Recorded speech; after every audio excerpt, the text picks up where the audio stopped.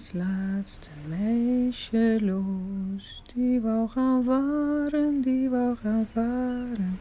Daar was laatst een meisje los, die wou gaan varen als lichtmatroos. Stand by Your President. It's going to premiere here at the festival in a couple of days, and it's about Sandra Roelofs, who is actually a girl from a province town in Zeeland, a Dutch province, and she became the first lady of Georgia. In Georgia in the Caucasus, and Georgia is a small country with a lot of political turmoil.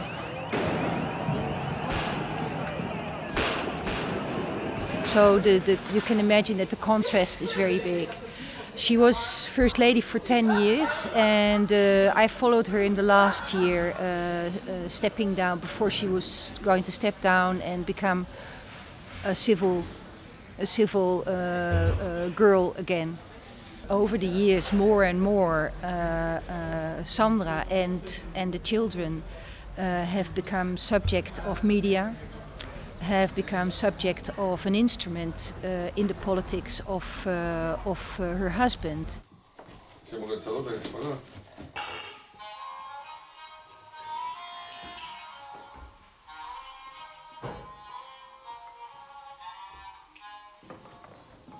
Sandra is a kind of person who cherishes the good things for people, and who has a kind of, well, it's not exactly the right word, but righteousness, a sense of righteousness. And of course politics are very often going against that. On the other hand, marriage is a vow, and she married with Misha in the conviction that she would form with him a family.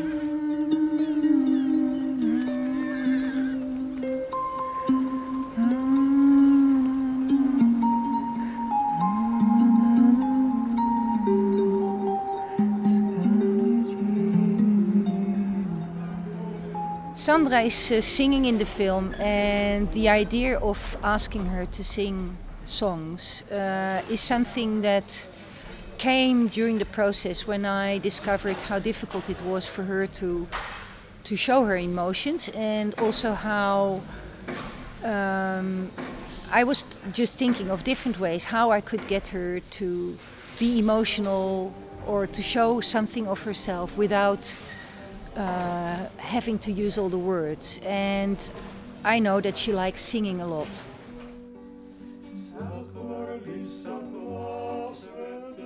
I also know that music is very important in Georgia. So I asked her to sing these songs for herself.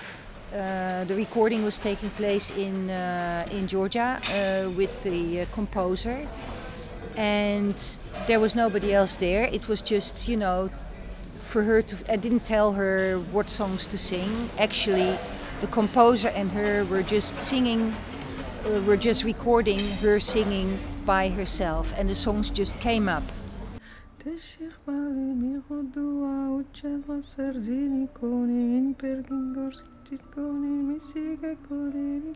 Basically, for the largest part of the film, we had to just film what we could film.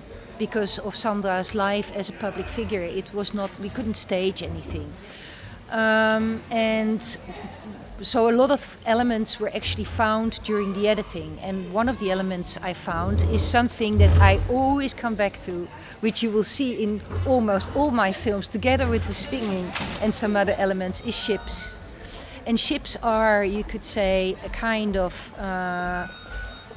metaphor for dreams.